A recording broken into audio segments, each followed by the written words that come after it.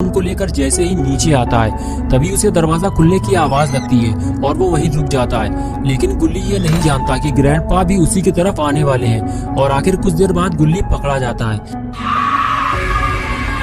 Grandpa गुल्ली को देख लेते हैं। गुल्ली फौरन वहाँ से भागता है और छुपने की जगह ढूंढने लगता है, लेकिन ग्रैंडपा गुल्ली को कुत्ते की तरह दौड़ा लेते हैं और गुल्ली शॉन को लेकर भागता रहता है। और कुछ देर बाद जब गुल्ली थक जाता है तो वो अपने आप को ग्रैंडपा से छुपाने की कोशिश करता है ताकि ग्रैंडपा उसे देख न सके और वो शॉन को लेकर वहाँ से बाहर निकल सके, लेकिन ऐसा होता नहीं है। कुछ देर बाद ग्रैंडपा गुल्ली को ढूंढते हुए उस जगह पहुँच जाते हैं जहाँ गुल्ली छुपा होता है और आखिर फिर से एक बार गुल्ली पकड़ा जाता है। गुल्ली ग्रैंडपा को देखते ही समझ जाता है कि ग्रैंडपा ने उसे देख लिया है और अब यहाँ छुपने से कोई फायदा नहीं। गुल्ली फौरन वहाँ से भागता है और सीधे घर से बाहर निकलने की कोशिश करता है, लेकिन तभी अचानक से वहाँ ग्रैनी आ जाती है और गुल्ली को देखते ही उस पर हमला कर देती है।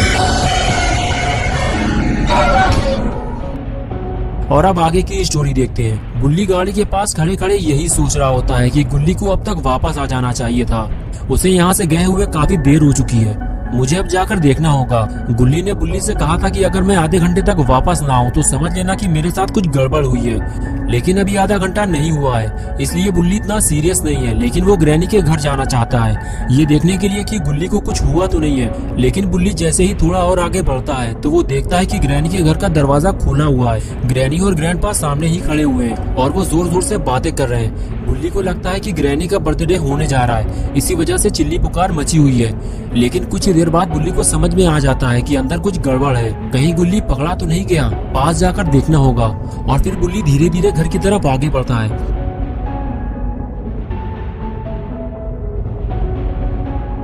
अभी भी बुल्ली को समझ में नहीं आ रहा कि आखिर वहाँ हुआ क्या है। बुल्ली अब और पास जा भी नहीं सकता वरना वो पकड़ा जाएगा।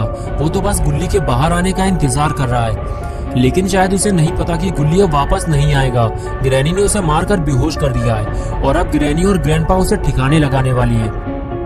ग्रैंडपा को लग रहा है कि गुल्ली और शॉन घर में चोरी करने आए थे, इसलिए उन्हें सख्त सजा मिलनी चाहिए। तभी खूनी पिग सबसे बताता है कि मैं इन दोनों को जानता हूँ, ये वही लोग हैं जिसने मेरी आँख फोड़ी थी। मैं इन दोनों को अपने साथ ले जाना चाहता हूँ और फिर मैं इनसे अपना बदला निकालूंगा और इन दोनों के रसगुल्ले बाहर निकालूंगा। इन लोगों ने मुझे बहुत परेशान किया है। लेकिन पास में खड़ा हुआ जेसन भी ये सारी बातें सुन रहा होता है और वो नहीं चाहता कि खूनी पिग गुल्ली को लेकर अपने साथ चला जाए। इसीलिए जेसन खूनी पिग से कहता है, इस मोटे लड़के को हाथ न लगा देना धोखे से, ये मेरा शिकार है, वरना अंजाम भुगतने के लिए तैयार रहना। तभी खूनी पिग बोला, चुपचाप मुंह बंद करके वहीं खड़े रहो जेसन, जहाँ खड़े हुए हो, वरना तुम्हारा हाल भी वही होगा जो इन दोनों का हुआ है। ये बात सुनते ही जेसन भड़क गया और खूनी पिग के पास पहुँच गया। तभी खूनी पिग ने कहा, जाओ जेसन, ये आंखें किसी और को दिखाना, बहुत देखे हैं तुम जैसे। खूनी पिग की ये बात सुनते ही जेसन ने खूनी पिग का गला पकड़ लिया और जोर से दबाने लगा। खूनी पिग बोला, जेसन छोड़ो मुझे, मेरी सांस रुक रही है। ग्रैंडपा बचाओ मुझे, मैं कंफ्यूज हो रहा हूँ कि सांस लूं कहाँ से और छोड़ू कहाँ से।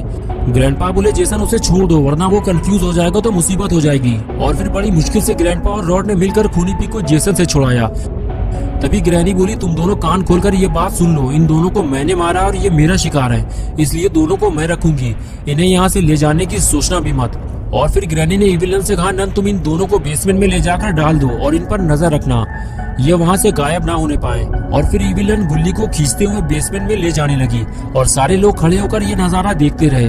जेसन और पिग की लड़ाई की वजह से दोनों को कुछ नहीं मिला।